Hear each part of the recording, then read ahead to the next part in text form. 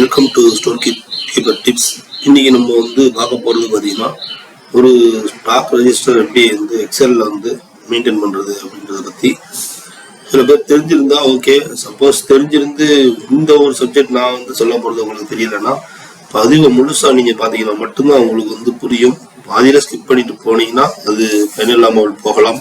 புதுசாக பார்க்குறவங்க யாராக இருந்தாலும் சேனலை சப்ஸ்கிரைப் பண்ணிவிட்டு பெல் பட்டனை அமைக்கினீங்கன்னா மட்டும்தான் நான் போடக்கூடிய முக்கியமான சில யூஸ்ஃபுல்லான வீடியோ உங்களுக்கு பயனுள்ளதாக இருக்கும்னு நினைக்கிறேன். வாங்க பதிவுக்குள்ளே போகலாம். இது பார்த்தீங்கன்னா ஒரு எக்ஸலில் நம்ம ஸ்டாக் ரெஜிஸ்டர் மெயின்டைன் பண்ணுறது. அதாவது பார்த்தீங்கன்னா எவ்ரி ஆர்கனைசேஷனில் வேர் ஹவுஸாக இருந்தாலும் சரி, சிறிய ஸ்டோராக இருந்தாலும் சரி, இல்லை ஆஃபீஸ் ஸ்டோராக இருந்தாலும் சரி, இல்லை சைட் ஸ்டோராக இருந்தாலும் சரி, வாட் எவர் மேபி இந்த இன்வென்ட்ரியில் மெயின் பார்த்தீங்கன்னா பேக் போன் அப்படின்னு சொல்லிட்டு இருக்கிறது பார்த்தீங்கன்னா ஸ்டாக் ரெஜிஸ்டர் தான். ஸோ இந்த ஸ்டாக் ரெஜிஸ்டர் அப்படின்றது பார்த்தீங்கன்னா இது கீழே பாருங்க, நான் இப்போ செலக்ட் பண்ணியிருக்கேன். பேஜில் பார்த்தீங்கன்னா மொத்தம் 3 pages, there are 3 pages are there. இதில் பார்த்தீங்கன்னா எம்ஆர்வி அப்படின்னு போட்டிருக்கு. What is the meaning of MRV?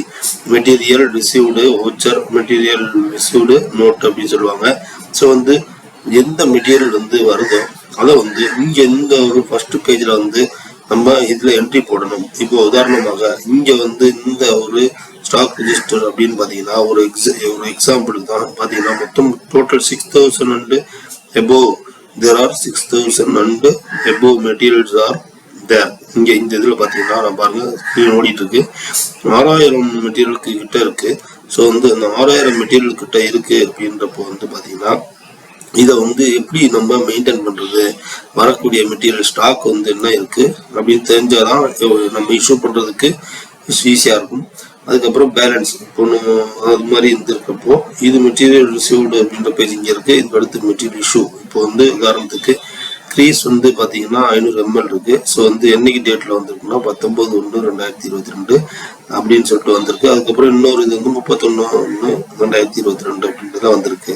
அடுத்து பிஓ நம்பர். ஒரு மெட்டீரியல் வருதுன்னா உங்களுக்கே தெரியும், நான் பழைய பதிவில் சொல்லியிருந்தேன். ஒரு பிஓ எந்த பிஓ இல்லாமல் மெட்டீரியல் அந்த பிஓ நம்பர் இதில் போட்டிருக்கோம்.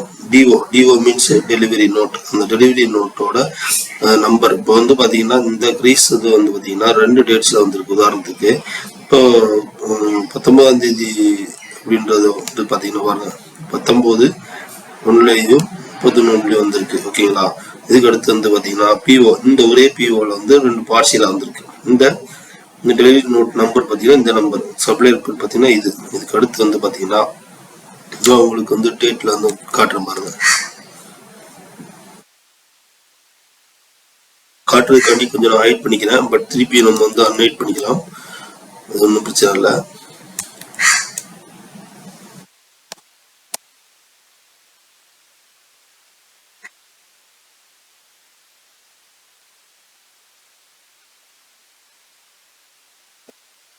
ஜஸ்ட் நான் ஹைட் தான் பண்ணியிருக்கேன், ஏன்னா ஸ்க்ரீன்ல உங்களுக்கு தெளிவாக தெரியணுன்றதுக்காண்டி.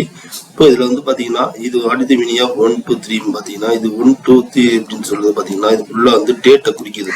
இதுல மெயின் நீங்க செய்ய வேண்டியது மேல மெட்டீரியல் ஸ்டாக் ரெஜிஸ்டர் அப்படி ஸ்டாக் ரிசீவ் இருக்கு, மேல ஸ்டோர் ஸ்டாக் ரெஜிஸ்டர் இருக்கு. இதுல இந்த மந்த் வைஸா நீங்க எந்த மந்த்ல இருக்கீங்களோ அந்த மந்த்தை நீங்க மாத்திட்டு அந்த கட் ஆஃப் டேட்ல இருக்கக்கூடிய ஒரு மந்த்தை நீங்க மெயின்டைன் பண்ணிக்கணும்.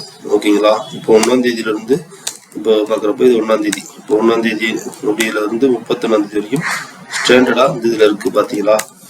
இப்போ கிரீஸ் பாத்தீங்கன்னா 2 தடவை வந்துருக்கு சொன்னலாம். 31ஆம் தேதி 2 வந்திருக்கு. இதுக்கு அடுத்து பாத்தீங்கன்னா 19ஆம் தேதியில 4 வந்திருக்கு. அப்போ மொத்தம் எத்தனை ஆச்சு? 6. இப்போ 6ன்றது இங்க வந்துச்சுன்னா இது ஃபார்முலால இருக்கு. ஸோ ஆட்டோமேட்டிக்கா வரும். சப்போஸ் 30ஆம் தேதியில ஒரு 1 வருதுன்னு வச்சுக்கோங்க, 1 போட்டா போதும் 7 ஆட்டோமேட்டிக் ஆயிடுச்சு. ஸோ இதெல்லாம் ஃபார்முலால இருக்கு.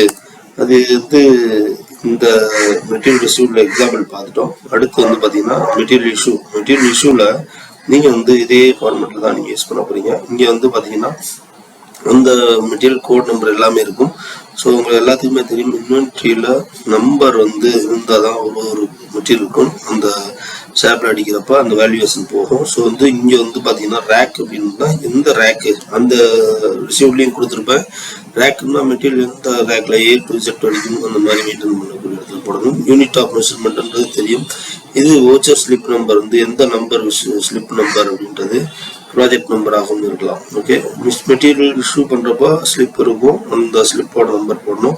என்ன ப்ராஜெக்ட் பேர்? இப்போ வந்து பார்த்தீங்கன்னா வேர் ஹவுஸில் வந்து பார்த்தீங்கன்னா 40-50 சைட் ஓடுறப்போ ஒரே மெட்டீரியல் வந்து ஒரு 10-15 ப்ராஜெக்ட்டுக்கு போகிற மாதிரி இருந்தால் அந்த ப்ராஜெக்டோட எந்த ப்ராஜெக்ட் அப்படின்றது தான் அந்த ப்ராஜெக்ட்ல வந்து காஸ்ட் வந்து நம்ம டிபிட் பண்ண முடியும்.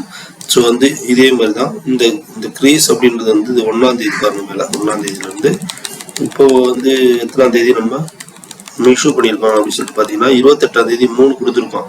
அப்போ ஃபர்ஸ்ட் வந்து பார்த்தீங்கன்னா ஃபர்ஸ்ட் பாருங்க, இதில் வந்து 6 இருக்கு. 6 இருக்கிறதுல இது 28ஆம் தேதி 3 இஷ்யூ பண்ணதுல பேலன்ஸ் ஆட்டோமேட்டிக்கா 3 வந்துருச்சு. காரணம் வந்து ஃபார்முலா இருக்கு. அடுத்து மெயின் லிஸ்ட் அப்படின்றதுல இந்த பாருங்க, இந்த மெயின் லிஸ்ட்ல இந்த ஒரு க்ரீஸ் அப்படின்றது வந்து பார்த்தீங்கன்னா இதுதான் ஸ்டாக் வந்து எவ்வளோ வந்திருக்கு, எவ்வளோ சேல்ஸ் ஆயிருக்கு. சேல்ஸ் மீன்ஸ் இஷ்யூன்னு நம்ம எடுத்துக்கணும். ஸோ வந்து இது பாருங்க, ஃபாஸ்ட் நம்பர் சீரியலில் கிரீஸ் 500 ml 6 வந்து வந்திருக்கு. மெட்டீரியல் இஷ்யூ வச்சு எத்தனை ஏதாவது பேருக்கு 3, பேலன்ஸ் 3. இந்த 3ன்றது ஆட்டோமேட்டிக்கா வந்துருச்சு. ஸோ இந்த மாதிரி வந்து பார்த்தீங்கன்னா 6000 1 லட்சம் மெட்டீரியல் இருந்தாலும் ஆட்டோமேட்டிக்காக வந்துடும். இந்த ஒரு ஃபைல் வந்து பார்த்தீங்கன்னா ஸ்டாக் ரெஜிஸ்டர் எக்ஸல்ல எப்படி மெயின்டைன் பண்றது அப்படின்றத பற்றி உங்களுக்கு நான் வந்து சொல்லியிருக்கேன். ஓகேங்களா? இப்போ வந்து இந்த மாதிரி ஒரு ஃபைல் உங்களுக்கு தேவை. உங்களுக்கு இந்த நம்பர் வந்து ஜஸ்ட் நீங்க மாத்திக்கிறோம். இது வந்து எடிட்டபிள் தான் பாருங்க. இப்போ நான் டெலிட் பண்ணிட்டு உங்களுக்கு தகுந்த என்ன நம்பர் கம்பெனியில் கொடுத்துருக்காங்களோ அந்த நம்பரை நீங்க போட்டுக்கலாம். இந்த டிஸ்கிரிப்ஷன் பார்த்தீங்கன்னா அதே மாதிரி தான். உங்களுக்கு என்ன டிஸ்கிரிப்ஷன் உங்களுக்கு ஷாப்லேயோ இல்லை இஆர்பிலையோ இருக்கோ அதை நீங்கள் போட்டுக்கலாம். ஓகேங்களா? ஜஸ்ட் வந்து உங்களுக்கு நான் வந்து ஒரு சாம்பிளுக்கு தான் டெலிட் பண்ணி காமிச்சேன். இந்த கம்பெனிக்கு தகுந்த மாதிரி எல்லாம் மாறும். ஸோ ரேக் அப்படின்னா கன்ஃபியூஸ் ஆகிக்காதீங்க. எந்த இடத்துல வைக்கிறீங்க, A to Z லைப்ரரி மாதிரி, மெடிக்கல் ஷாப் மாதிரி, லைக் யூனிட் ஆஃப் மெஷர்மெண்ட் எல்லாமே நான் வந்து உங்களுக்கு ஓரளவுக்கு புரியுற மாதிரி சொல்லியிருக்கேன். ஸோ உங்களுக்கு இந்த ஃபைல் இந்த ஸ்டாக் ரெஜிஸ்டர் எக்ஸல் ஃபைல் உங்களுக்கு வேணும்னு சொல்லிட்டு நீங்கள் நினைச்சீங்கன்னா நீங்க பண்ண வேண்டிய ஒரே ஒரு விஷயம் என்னன்னு பார்த்தீங்கன்னா ஜஸ்ட் நீங்க வந்து ஒரு மெயில் பண்ணுங்க.